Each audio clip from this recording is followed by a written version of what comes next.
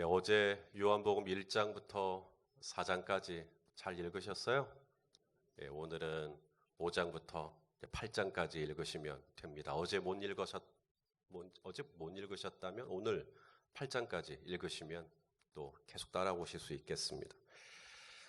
자, 요한복음 2장부터 12장까지는 표적의 책이라 그래요. 예수님이 어떤 이적들을 행하셨는지, 기적들을 행하셨는지, 7가지 요한복음에는 표적들이 나오는데 이 표적들이 2장부터 12장 안에 다 들어가 있습니다. 2장에서는 가나의 혼인잔치, 물을 포도주로 바꾸는 이적을 행하셨죠. 또 4장에서는 가버나움 왕의 신하의 아들을 살리시고, 그리고 오늘 5장 베데스다 연못에서 38년 된 병자의 몸을 호전시키시는 기적을 행하셨습니다. 그리고 6장이죠. 6장은 그 유명한 사복음서에서 다 다루고 있는 오병이어의 기적이 나옵니다. 그리고 6장에서 예수님이 제자들을 건너편으로 보내시고 거기서 풍랑을 만나는데 예수님이 풍랑을 만난 제자들을 돕기 위해 물 위로 걸어오시죠. 그리고 11장에서는 유명한 나사로의 부활 사건이 나옵니다. 이렇게 해서 총 7가지의 이적이 요한복음에는 기록이 되어 있어요. 이적, 기적이라는 표현을 쓰지 않아요. 요한복음에서는 다 표적이라는 단어를 쓰고 있습니다. 이 표적이라는 말은 영어로 사인이라는 얘기거든요. 표라는 얘기니까 마크입니다. 우리가 서울을 어제 장례식 다녀왔어요. 고속도로에서 여러 사인들이 있습니다. 여러 마크들이 있죠. 속도를 얼마큼 하십시오. 뭐 이쪽으로 가면 서울로 갑니다. 이쪽으로 나가면 부산으로 갑니다. 어제 서울에서 광주로 빠져나오는 길에 우리 강 목사님이 길 잘못 들어서 가지고 우리 하마터면 부산 갈 뻔했거든요. 사인을 잘 못 본 거예요. 사인을. 사인이라는 것은 일종의 메시지거든요. 우리에게 뭔가를 말해주는 거예요. 그게 표적이에요. 자, 요한복음 2장 11절 한번 요한복음 2장 11절에 이런 말씀이 있습니다. 예수께서 이 첫 표적을 갈릴리 가나에서 행하여 그의 영광을 나타내시며 제자들이 그를 믿으니라. 표적이라는 단어를 쓰고 있죠. 요한복음 4장 50절 55절에도 예수께서 이르시되 가라 내 아들이 살아있다 하시니 그 사람이 예수께서 하신 말씀을 믿고 가더니 이것은 예수께서 유대에서 갈릴리로 오신 후에 행하신 두 번째 표적이니라. 계속해서 뭐라 그래요? 표적이라고 하죠. 그러니까 예수님은 단순히 사람들의 호기심을 자극하는 기적이 아니라 사람들에게 뭔가를 말씀하고자 하는 메시지로서의 표적을 행하셨던 것입니다. 성도의 삶에도 마찬가지입니다. 성도님들의 삶에 기적이 있을 수 있나요? 병이 나았다든지 아니면 어떤 물질에 큰 어려움이 있었는데 하나님이 그것을 극적으로 해결해 주셨다든지 아니면 자녀와의 어떤 관계가 굉장히 어려웠는데 하나님께서 기가 막힌 방법으로 자녀의 문제를 해결해 주셨다든지 그럴 때 성도의 삶에 나 기적을 체험했어. 나 기적을 봤어. 뭐 그렇게 말씀하실 수 있겠죠. 그런데요. 성도의 삶에 나타난 모든 은혜는 다 표적입니다. 하나님이 그 일을 통해서 뭔가 말씀하고자 하시는 거예요. 뭔가를 깨닫게 하시기 위함인 거예요. 그래서 저와 여러분의 삶에는 표적이 있어야 합니다. 금년에도 요한복음에는 7가지의 표적이 있었다고 했는데 저와 여러분의 삶에는 몇 가지의 표적이 있기를 원하십니까?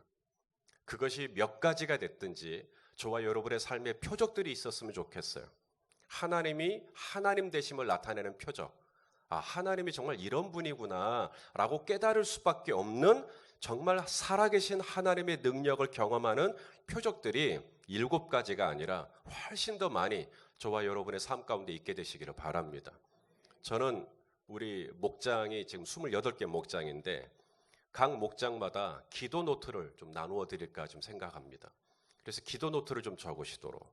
그래서 목자원들이 그때그때 기도 제목을 올리실 때 언제, 누가, 어떤 내용으로 기도 제목을 했는지 그리고 그것이 응답되잖아요. 그러면 언제, 어떤 방법으로 응답됐는지 이게 1년이 축적이 되면 어떻게 될까?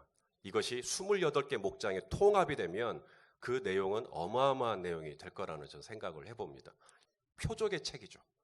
수많은 성도들의 삶 속에 하나님께서 어떻게 개입하시고 어떻게 인도하시고 어떻게 응답하셨는지를 이야기하는, 그래서 저희 교회 안에 하나님의 하나님 되심을 나타내는 표적들이 풍성한 제단이 될 수 있기를 간절히 소망합니다.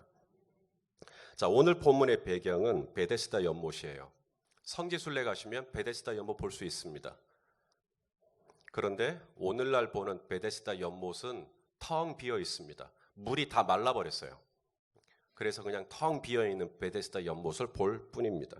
하지만 예수님 당시 이 베데스다 연못에는 사람들이 굉장히 많았다는 거예요. 자, 오늘 본문 3절입니다. 누구 있었나 보시죠. 시작. 그 안에 많은 병자, 맹인, 다리 저는 사람, 혈기 마른 사람들이 누워 물의 움직임을 기다리니. 누구 있었어요? 많은 병자들이 있었는데 특히 맹인, 시각장애를 가지고 계시고요. 다리 저는 사람, 신체장애를 가지고 있고요. 혈기 마른 사람, 사지가 마비된 사람을 의미하는 겁니다. 하나같이 문제가 크죠. 문제가 많아요. 다 어딘가 아픈 사람들입니다. 치유가 필요한 사람들이죠. 이분들이 다 베데스다에 모여 있는 거예요. 이 베데스다라는 말은 자비의 집, 은혜의 집이라는 뜻을 가지고 있습니다. 이분들이 이 베데스다에 모여서 뭘 기다리고 있죠? 물이 움직이기를 기다리고 있는 거예요. 왜 물이 움직이기를 기다리나 봤더니 물이 이제 움직이면 이제 들어가는 거예요. 연못에 들어가면 어떤 병에 걸렸든지 어떻게 돼요? 낫는다라는 거예요. 이게 당시의 풍문이었습니다. 우리 4절 말씀 읽어보시죠. 시작. 이는 천사가 가끔 못에 내려와 물을 움직이게 하는데 움직인 후에 먼저 들어가는 자는 어떤 병에 걸렸든지 낫게 되밀어라. 어떻게 생각하세요? 정말 나았을까요? 물이 막 움직이면 사람들이 막 들어갑니다. 그러면 정말로 병이 나았겠는가? 시각장애를 가지신 분이 갑자기 나 보여 막 이러고, 혈기 마른 분들이 갑자기 사지에 근육에 힘이 생기면서 멀쩡해지고, 다리 저시는 분들은 걷고 뛸 수 있게 되고, 정말 그런 일들이 일어났을까? 아마도 거의 그런 일은 일어나지 않았을 겁니다. 그럼에도 수많은 병자들이, 아프신 분들이 이 베데스다 연못에 모여드는 이유는 딱 하나죠. 간절하기 때문입니다. 물이 동할 때 들어가는 것은 의학적으로나 과학적으로나 상식적으로 합리적이지도 않습니다. 그것을 저들이라고 모를까요? 물이 동할 때 내가 들어가면 내가 낫겠지. 이게 참 설득하기가 쉽지가 않은, 그럼에도 불구하고 저들은 물이 동하기를 기다립니다. 지푸라기라도 잡는 심정으로. 혹여라도 누군가가 그렇게 해서 나았다길래 나도 좀 나을까 싶어가지고, 이것이 의학적이거나 과학적이거나 생물학적으로 이게 말이 안 된다는 걸 본인도 알지만 이거라도 내가 좀 붙잡으려고 이 베데스다 연못에 와서 물이 움직이면 천사가 움직인가 보다. 거기에 많은 병자들이 있었다고 했습니다. 거기에는 아픈 사람들이 많이 모여 있습니다. 다리도 아프시고 허리도 아프시고 머리도 아프시고 마음도 아프시고, 이들이 왜 치유를 입지 못하고 이렇게 아플까요? 왜 많은 병자들이 그렇게 있을까요? 연못이 동하지 않아서? 또는 물이 동할 때 누구라도 먼저 들어갔어야 되는데 내가 먼저 못 들어가서 내가 치유를 못 입은 겁니까? 오늘 38년 된 병자는 예수님께 그래요. 누가 나를 넣어주질 않아가지고, 자기는 자리에 꼼짝없이 누워 있어야 되는 사람인데 나를 못에 넣어주는 사람이 없어서 자기가 지금 이렇게 몸이 아프다고 이야기를 합니다. 지금도 얼마나 많은 분들이 이처럼 문제의 핵심에서 동떨어진 곳에서 문제의 해결을 찾으려고 하는지 모르겠어요. 문제는 분명히 있어요. 가정에도 있고요. 직장에도 문제가 있고요. 사업에도 문제가 있고요. 부부관계 혹은 자녀와의 관계, 재정적으로 또 신체적으로 고침받기를 원하죠. 우리 가정이 좀 달라졌으면 좋겠어. 우리 부부관계가 좀 달라졌으면 좋겠어. 여러분, 이 고침을 어디서 기대하십니까? 물이 동하면 된대. 물이 동하면 된대. 누군가가 나를 못에 넣어주면 될 것 같아. 다른 사람보다 내가 먼저 들어가면 될 것 같아. 한마디로 말하면 전부 다 헛다리 짚고 있는 겁니다. 그것이 문제 해결의 핵심이 아니거든요. 그런데도 얼마나 많은 분들이 지금도 베데스다 연못을 떠나질 않아요. 그리고는 어제도 그제도 지난주에도 물이 움직이기를 기다리는 것이죠. 교회를 개척하고 금방 부흥할 줄 알았어요. 저는 교만했습니다. 정말 교만 덩어리였어요. 하나님이 저를 다루셔야 했습니다. 그래서 교회를 개척했는데 쉽지가 않았습니다. 제 주변에 있는 분들이 저를 보고 안타까워할 정도로 교회가 많이 어려웠습니다. 아무리 기다려도 님은 오지 않았습니다. 어떤 님? 성도님이 오지 않았어요. 손님은 좀 왔는데 손님이 성도님이 안 되더라고요. 그냥 손님으로 왔다가 손님으로 가는 거예요. 왜 그렇게 등록을 안 하나 한번 물어봤어요. 왜 등록을 안 하십니까? 그랬더니 저 때문이래요. 목사님이 너무 어리셔가지고. 그래서 연세가 있으신 분들은 꼭 아들뻘 같다고 부담돼서 등록을 주저하시고, 제 또래 비슷한 분들은 오빠뻘 된다고 주저하시고. 그럼 저보고 어쩌라는 거예요. 또 하나는 저희 교회 주변 환경이 좋지 않았어요. 상가 2층에 있었는데 상가 1층은 포장마차였어요. 지하는 노래방이었고요. 3층은 호프집이었습니다. 그 사이에 교회가 딱 들어가 있었어요.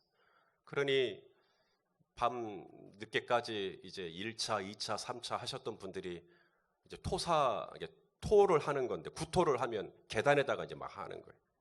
새벽에 아내랑 같이 가면 이제 토사물 치우는 게 저희의 시작입니다. 새벽에 기도하러 왔다가 소변 받았지, 막 이렇게 토사물 있지. 그럼 누가 기도하고 싶겠어요? 환경이 좋지가 않았어요. 또 위치도 별로 안 좋았어요. 이 4단지 정문 앞에, 딱 정문 앞에서만 보이는 교회. 옆에서 보면 안 보여요, 저희 교회. 그 건물 자체가 쑥 들어가 있어가지고 아무리 봐도 교회가 보이지 않는. 5년이 지나서 이쪽 수안지구로 왔는데 5년 동안 교회가 여기에 있는지 아무도 몰랐다는 거예요. 그 주변에 있는 분들이. 그 정도로 교회가 들어가 있었어요. 저도 거기서 원인을 찾지 않았겠어요? 내가 조금만 더 나이가 좀 들었더라면, 우리 교회가 환경이 좀 나았더라면, 우리 교회가 위치가 좀 더 좋았더라면, 여러분 어떻습니까? 제가 문제의 핵심에 접근하고 있죠? 전부 다 헛다리입니다. 물이 좀 움직였더라면, 누가 좀 나를 좀 넣어줬더라면, 내가 먼저 좀 들어갔더라면, 전부 다 헛다리입니다. 그런데 우리는 그런 식으로 문제를 찾아가요. 진짜 핵심이 뭡니까? 진짜 문제가 해결이 되려면 어떻게 해야 되는가? 오늘 38년대 병자의 문제가 해결이 돼요. 어떻게 해결이 됐죠? 물이 막 움직였죠. 천사들이 막 물을 움직이게 했죠. 그리고 누구보다 먼저 들어갔습니까? 누가 이 38년대 병자를 끄집어 그 안에 집어 넣어줬나요? 문제 해결은 그렇게 해결이 되지 않았습니다. 이 38년 된 병자가 나음을 입을 수 있었던 이유는 딱 하나, 예수 그리스도를 만났기 때문입니다. 예수 그리스도를 만났기 때문이에요. 예수님이 38년 된 병자에게 말합니다. 따라서 합시다. 네 자리를 들고 걸어가라. 주님이 말씀하시죠. 자, 오늘 본문 우리 8절, 9절 한번 읽어보겠습니다. 시작. 예수께서 이르시되 일어나 내 자리를 들고 걸어가라 하시니 그 사람이 곧 나아서 자리를 들고 걸어가니라. 우리 성도님들의 삶에 많은 문제들이 있을 수 있어요. 거기에는 맹인이 있었다 그랬죠. 앞이 보이지 않는 문제, 내일이 막막한 문제, 다리 저는 사람이 있다 그랬죠. 우리 성도님들 중에 중심을 딱 잡아야 되는데 마치 다리를 저는 것처럼 이리 흔들리고 저리 흔들리고 중심이 없어요. 혈기 많은 사람, 사지가 마비에 딱 걸린 것처럼 꼼짝달싹 할 수 없는, 아무것도 할 수 없는, 내 뜻과 내 계획대로 일들이 진행되질 않는 그런 다양한 삶의 문제들을 안고 오늘 이 새벽에도 고민하다가 이 자리에 나오신 분들이 계실지 모르겠습니다. 그리고 지금도 물이 동하기를 움직이는 것이죠. 이게 좀 가격이 좀 이렇게 좀 됐으면, 좀 뭔가 좀 흐름이 좀 이렇게 좀 됐으면, 그리고 내가 먼저 들어가야 되는데 어떤 타이밍의 문제, 마치 주식에서 매도의 타이밍이 중요하듯이 아직도 그 타이밍 때문에 내가 이렇게 됐다라고 생각을 하는 거죠. 누가 나를 좀 도와줬으면, 내가 인맥이 부족한 것처럼 아직도 사람을 탓하고 사람을 원망하고 환경을 탓하고 위치를 탓하고 나의 어떠함을 탓하는, 그리고 거기서 문제의 해결을 찾으려고 하는, 전부 다 헛다리입니다. 진정한 문제의 해결은 어디서 와야 되느냐? 여러분이 오늘 이 새벽에 이 자리에 나온 것처럼 예수 그리스도 앞으로 나오셔야 됩니다. 예수님을 만나셔야 돼요. 예수님이 나중에 38년 된 병자를 만나시고 이런 얘기를 해요. 죄 짓지 마라. 더 심하지 않게 위해서. 자, 우리 14절 말씀을 우리 한번 읽어봅시다. 시작. 그 후에 예수께서 성전에서 그 사람을 만나 이르시되 보라, 네가 나았으니 더 심한 것이 생기지 않게 다시는 죄를 범하지 말라. 여러분, 죄라는 게 뭐죠? 이게 하나님과 나 사이의 관계의 울타리입니다. 근데 죄라는 게 뭐냐면 이 관계의 울타리를 어떻게 해요? 여기 있어야 되거든요. 벗어나 버리는 겁니다. 그게 죄예요. 하나님이 아담에게 말하죠. 네가 동산에 있는 각종 나무는 임의로 먹되 동산 중앙에 있는 선악을 알게 하는 나무는 먹지 마라. 이게 하나님과 아담 사이에 맺어진 관계입니다. 근데 아담이 이걸 넘어가 버리죠. 그게 넘어가 버리는 게 죄예요.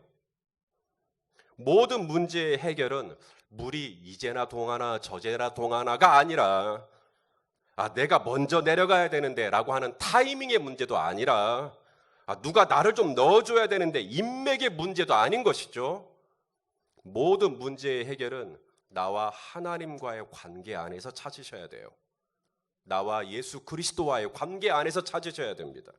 이 문제를 통해서 당신은 예수님을 만나지 못한다면 당신의 문제는 38년이 아니라 380년이 될 수도 있어요. 40년, 48년이 되어서도 오늘 예수 그리스도의 관계 안으로 다시 한번 이 문제의 핵심을 내가 주님과의 관계가 문제였구나, 하나님과의 관계가 문제였구나라고 돌아오신다면 당신의 문제는 오늘이라도 해결받을 수 있습니다. 바로 이거예요. 그게 핵심입니다. 눈을 들어 산을 보아라. 여러분, 산을 보셔야 될까요? 안 보셔야 될까요? 당시의 사람들은 다 산을 봤어요. 눈을 들어 산을 보아라. 왜냐하면 당시에는 전쟁이 많았기 때문에 산악지대로 가야 안전했어요. 그래서 고대의 모든 도시들은 전부 다 해발이 높아요. 예루살렘도 해발 800m나 됩니다. 그러니까 산 위에 동네가 있고 산 위에 도시가 있어요. 산이 나를 지켜주고 산이 나를 보호해주고, 그래서 눈을 들어 산을 보는 것이죠. 그런데 시편 기자가 뭐라고 말합니까? 눈을 들어 산을 보아라. 나의 도움이 어디서 올꼬? 그리고는 뭐라 그래요? 산이 나를 도와주는 게 아니라 나의 도움은 어디서 온다고요? 무등산이 혹은 불태산이 혹은 지리산이 나를 도와주는 게 아니라 하나님이 나를 지켜주시는 거라고. 하나님과의 관계로 돌아가셔야 돼요. 나에게 산이 없어서 그래, 나에게 뭐가 없어서 그래. 아니요, 계속 헛다리 짚고 있는 거예요. 헛다리 짚지 마세요. 당신의 문제 해결의 열쇠는 주님과의 관계 안에서 찾으셔야 됩니다. 위치가 어떻고 환경이 어떻고 주님의 십자가 앞에 무릎을 꿇기 전에는 절대 이 문제 해결이 안 됩니다. 손에 안경을 들고 있으면서도 안경 어딨지 하고 찾아본 적이 있으세요? 손에 자동차 키를 들고 있으면서도 이 키가 어딨지 하고 막 찾아본 적 있지 않으세요? 이미 문제 해결의 열쇠는 십자가 안에 있는데 십자가를 벗어나서 자꾸 엉뚱한 곳에 가서 물이, 여보 이제 보니까 물이 다음 주 목요일 날에 움직인다네. 그럼 그때 우리 들어갑시다. 내가 먼저 들어가야 되니까 새벽부터 갑시다.